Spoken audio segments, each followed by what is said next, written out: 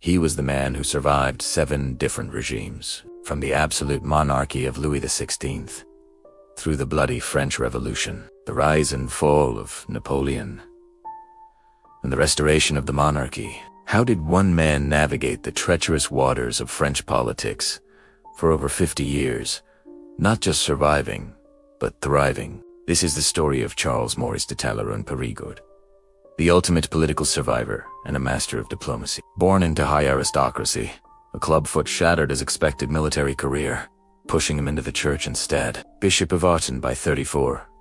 He was a man of God, in title only. His real faith was in power, and his sharp intellect saw the coming storm of revolution long before others. When the Bastille fell, Talleyrand didn't cower.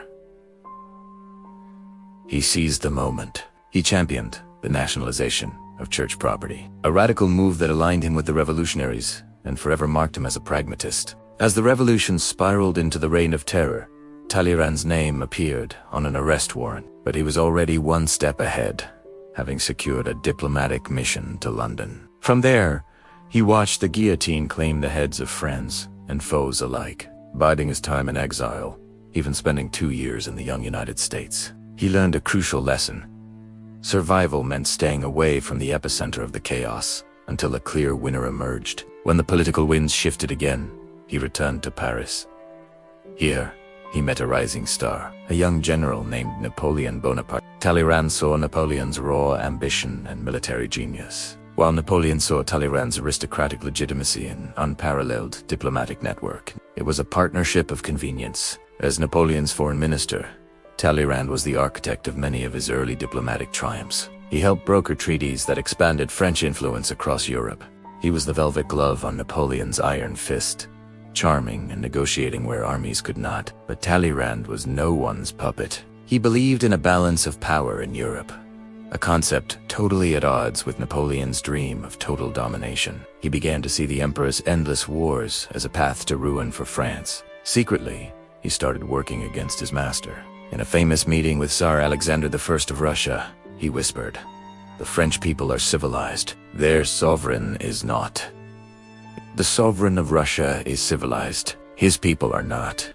He was subtly encouraging the Tsar to resist Napoleon, positioning himself for a future without the emperor. When Napoleon's disastrous Russian campaign of 1812 sealed his fate, who was there to manage the transition? Talleyrand. He masterfully convinced the Allied powers that restoring the Bourbon monarchy under Louis XVIII was the only way to ensure stability.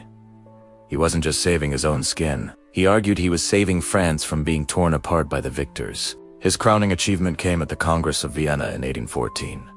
Representing the defeated nation of France, he faced a united front of Britain, Austria, Prussia, and Russia, all looking to punish his country.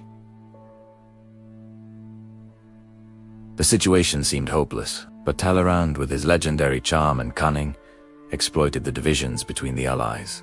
He championed the principle of legitimacy, the idea that the pre-Napoleonic royal houses should be restored. By turning the discussion into a matter of principle rather than punishment, he elevated France from a defeated enemy to an equal partner. Incredibly, he negotiated a peace that left France with its 1792 borders intact, a diplomatic miracle. Even Napoleon's brief return during the 100 Days couldn't unseat Talleyrand for long. After Waterloo, he was there again, helping to place Louis XVIII back on the throne, though his influence began to wane as a new generation of politicians emerged. His final act on the world stage was as ambassador to London, where he helped secure the independence of Belgium, one last time shaping the map of Europe. So who was Talleyrand? A patriot or a traitor? A principled statesman or a cynical opportunist? The truth is, he was all of these things. He betrayed every government he ever served, yet he never betrayed what he saw as the core interests of France, its survival and its place in Europe. He famously said, "Treason is a matter of dates." For him, loyalty was not to a person or a regime, but to an idea of France stable, secure, and respected. He was a man of immense contradictions, a bishop who hardly believed in God, an aristocrat who helped dismantle the old order, a revolutionary who brought back the king. His life is a masterclass in political realism, He understood that principles were luxuries when survival was at stake. He knew when to bend, when to break, and when to patiently wait for the storm to pass.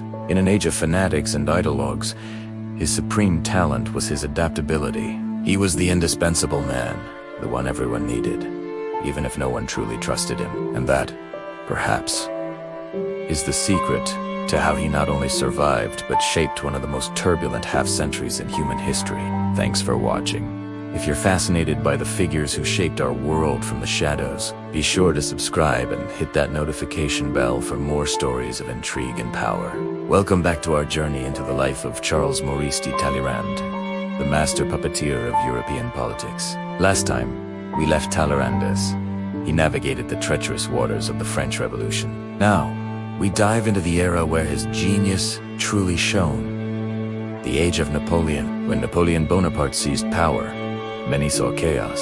Talleyrand saw opportunity. He quickly aligned himself with the ambitious general, becoming his Minister of Foreign Affairs. It was a partnership of giants, one a military genius, the other a diplomatic mastermind. Together, they redrew the map of Europe. Talleyrand was instrumental in negotiating treaties like the Peace of Amiens, which brought a temporary, much-needed calm to the continent. He wasn't just following Napoleon's orders, he was shaping them, subtly guiding the emperor's grand ambitions towards a more stable, balanced Europe.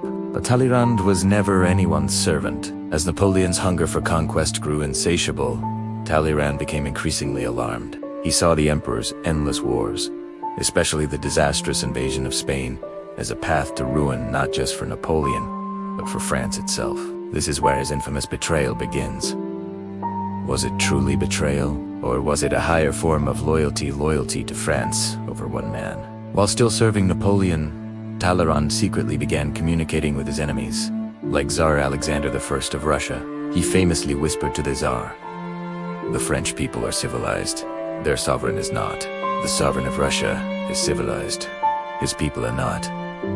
He was playing a long game, positioning himself to save France from the inevitable collapse of the Napoleonic Empire. His personal life was just as complex and scandalous. His Parisian salon, hosted by the brilliant and beautiful Madame de Staël, was the epicenter of intellectual and political life. Their relationship was a tempestuous mix of intellectual partnership, political alliance, and romantic entanglement. Talleyrand's marriage to Catherine Grand was another source of endless gossip.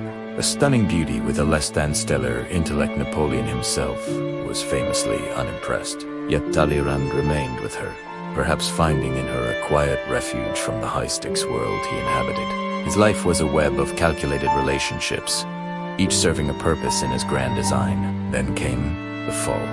After Napoleon's abdication in 1814, Europe was in turmoil. The victorious powers gathered for the Congress of Vienna to decide the fate of the continent. France, the defeated nation, was expected to be carved up and humiliated, but they hadn't counted on Talleyrand, representing the restored Bourbon king, Louis XVIII. He arrived in Vienna, not as a vanquished foe, but as an equal.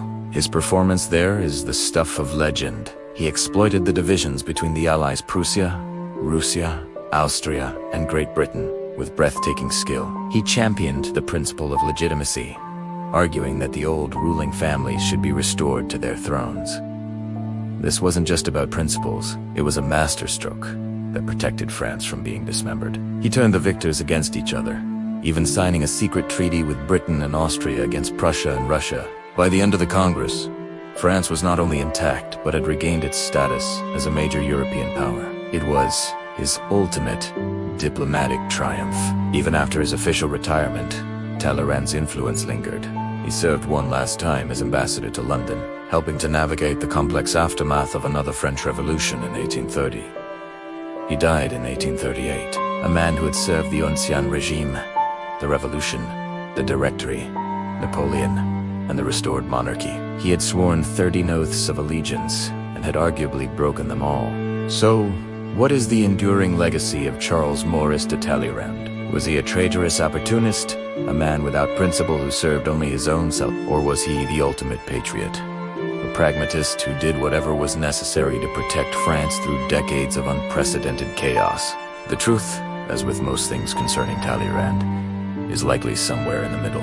He was a complex, flawed, and brilliant man who believed that survival for himself and for his country was the highest virtue. He was the living embodiment of diplomacy, the art of the possible. He taught future generations of statesmen that in the great game of nations, flexibility, foresight, and a healthy dose of cunning are the most powerful weapons. His life is a timeless lesson that sometimes the quietest voice in the room can be the one that changes the world. Thank you for joining us on this exploration of one of history's most fascinating characters. If you enjoyed this journey, please like, subscribe, and hit the notification bell so you don't miss our next deep dive into the past. See you next time.